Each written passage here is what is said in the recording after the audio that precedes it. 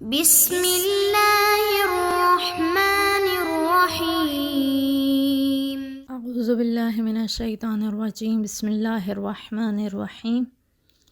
السلام علیکم ورحمۃ اللہ وبرکاتہ۔ عزیزان، آج ہمارا موضوع آئین ہمسرداری۔ موضوع کی ابتدا سے پہلے چاہوں گی کہ کچھ بنیادی نکات آپ کے گوش گزار کروں۔ ہم جو آئین ہمسرداری سمجھیں گے یا جو آئین ہمسرداری کو میں بیان کروں گی وہ قوانین اسلامی کے تحت۔ اب یہ قوانین اسلامی کیا ہیں اور یہ دین اسلام کیا ہے؟ خلاصتاً بیان کرتی چلوں کہ اسلام یا دین اسلام قانون حیات دیتا ہے ہمیں، اور ہماری زندگی کے تمام دستورات، تمام مراحل کو تنظیم و منظم یہی دین اسلام کرتا ہے۔ اب اسلام نے کیا آئین اور کون سے وہ اصول و قوانین ہمیں بتائے ہیں کہ جن کے ذریعے سے ہم اپنے موضوع کو بیان کریں گے، جس کی ابتدا اس طرح سے ہے کہ اسلام نے میاں بیوی، ہمسرداری میں دونوں آ جاتے ہیں، اسلام نے میاں بیوی دونوں کے لیے کچھ حقوق مقرر کیے ہیں، جن میں سے کچھ حقوق تو مستحب ہیں اور کچھ حقوق جو ہیں واجب ہیں، اور لازم ہے دونوں پر کہ وہ ان حقوق کی پاسداری کو یقینی بنائیں، کیونکہ اسی میں ان کے لیے عافیت ہے۔ اب گھر، خاندان، اس کو دیکھتے ہیں تو گھر اور خاندان جو ہوتا ہے وہ گھر میں رہنے والوں کی عطوفت سے بنتا ہے، اور یہ مہر و محبت جو ہے انسان کے اندر کب پیدا ہوتی ہے؟ یہ اسی وقت پیدا ہوتی ہے کہ جب گھر میں رہنے والے ایک دوسرے کے حقوق کی پاسداری کرتے ہوئے زندگی گزار رہے ہوں، یعنی جب ہر ایک دوسرے کا حق ادا کرتا رہے گا، اور اسلام نے یہ جو قانون ہمیں دیا ہے اس کی پاسداری ہوگی، تو اس کے بعد ہی کوئی مثالی خاندان یا مثالی گھر دیکھنے کو ملے گا۔ تو آج جو ہم خاندانی نظام دیکھ رہے ہیں، اور اس نظام کو جب دیکھتے ہیں کہ اس قدر فرسودہ حالت میں ہو چکا ہے،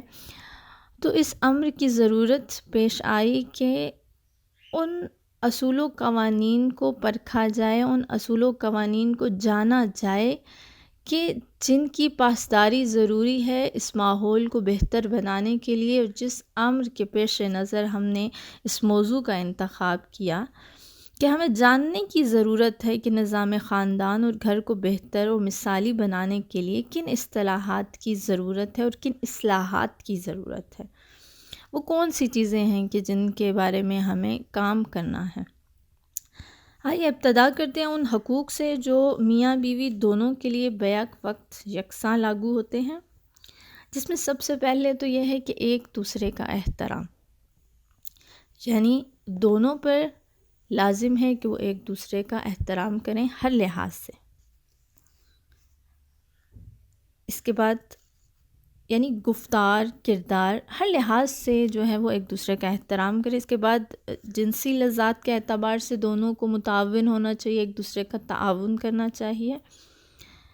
اور بلا وجہ کا سوء ظن جو ہے، کسی بھی قسم کا سوء ظن بلا وجہ کا جو ہوتا ہے اس سے اجتناب کریں، ایک دوسرے کے بارے میں سوء ظن کسی اعتبار سے بھی نہ رکھیں، ایک دوسرے کے عیوب کو کسی غیر کے سامنے، یعنی کوئی ایسا عیب جو آپ جانتے ہیں، یعنی میاں بیوی ایک دوسرے کا کوئی عیب اگر جانتے ہیں تو کوشش کریں کہ وہ کسی غیر کے سامنے اس عیب کو بیان نہ کریں۔ ایک دوسرے کے لیے دعائے خیر کریں، یعنی جو بھی کام دونوں اگر کام کرتے ہیں، پیشہ ور ہیں، تو ایک دوسرے کے لیے دعائے خیر کریں کہ اس کا یہ کام جو ہے خیریت کے ساتھ تکمیل کو پہنچے یا اپنے کام میں کامیاب ہو۔ اگر تو بیوی گھرداری کرتی ہے، گھر میں رہتی ہے، تو وہ اپنے شوہر کے لیے دعا گو ہو، اور شوہر جو ہے وہ اپنی بیوی کے لیے ہو کہ آخر گھر کے بھی کام جو وہ انجام دے رہی ہے صحت و عافیت کے ساتھ جو ہے جب وہ گھر لوٹے تو اس کو آگے اپنی بیوی جو ہے سالم ملے، تو دونوں ایک دوسرے کے لیے دعا کریں۔ اس کے بعد تند خوئی اور تلخ کلامی سے پرہیز کریں، یعنی ایک دوسرے کے ساتھ بد اخلاقی سے پیش نہ آئیں۔ ایک دوسرے کے مقابل میں کسی تیسرے کی تعریف و تمجید سے اجتناب کریں، یعنی بیوی اس طرح کسی اور مرد کی تعریف اپنے مرد کے سامنے نہ کرے کہ وہ اس طرح کا ہے، اور شوہر کے لیے بھی یہ ہے کہ وہ کسی غیر عورت یا کسی دوسری عورت کی یا کسی اور کی بیوی کی تعریف اپنی بیوی کے سامنے یعنی اس کے مقابل میں نہ کرے۔ ایک دوسرے کی تحقیر و تذلیل نہ کریں، نہ ہی ایک دوسرے کے جو خاندان کے لوگ ہیں ان کے بارے میں کوئی ایسا برا یا کوئی بھی ایسی بد اخلاقی والی بات نہ کریں۔ ایک دوسرے کے رویے کو تحمل کریں، یعنی کسی قسم کی بھی اگر بد اخلاقی ہو جاتی ہے تو ایک دوسرے کے رویے کو تحمل کرنا۔ اس کے بعد یہ ہے کہ زندگی میں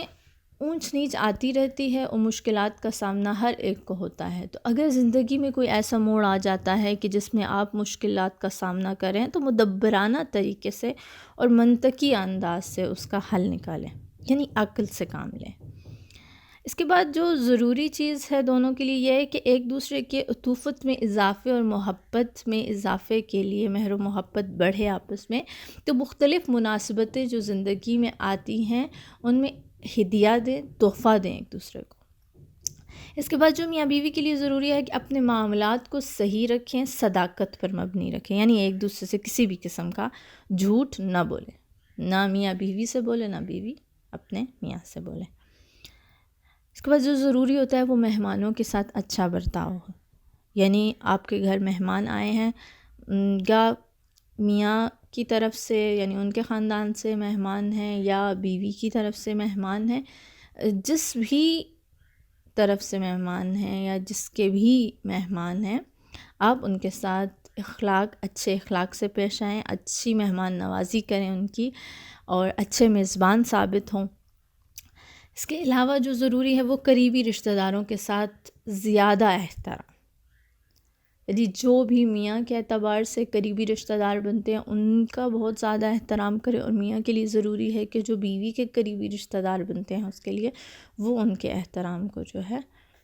ملحوظ خاطر رکھے۔ تو یہ کچھ ایسے قوانین اور ایسے اصول و ضوابط ہیں جو اسلام نے ہمیں دیے ہیں، جو دونوں پر یکساں طور پر بیک وقت جو ہیں لاگو ہوتے ہیں، کہ میاں بیوی دونوں کے لیے ضروری ہے کہ اگر وہ چاہتے ہیں کہ گھر کا نظام اچھا رہے، مثالی رہے اور عطوفت جو ہے بڑھے، تو ان کے لیے ضروری ہے کہ وہ ان قوانین کو جو ہے اپنے اوپر لازم قرار دیں، کہ اسلام نے ایک رمز دے دیا ہے کہ اگر ان اصول و قوانین اور ان حقوق کی پاسداری ہوگی تو اسی میں امن اور عافیت ہے۔ تو بس اگر عافیت کو کسب کرنا چاہتے ہیں تو ان اصولوں کی پاسداری کرنا لازمی ہے۔ تو آج کے لیے اتنا ہی کافی، انشاءاللہ کہ آپ کو یہ تمام قوانین جو بیان ہوئے ہیں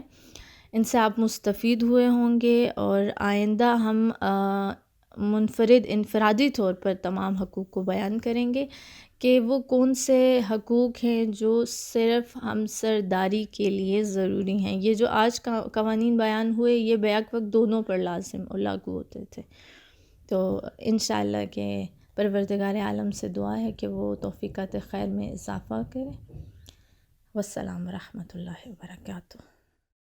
سبسکرائب کیجئے ذکر ٹی وی اور اس علم کے سفر میں ہمارے قدم کے ساتھ قدم ملائیے۔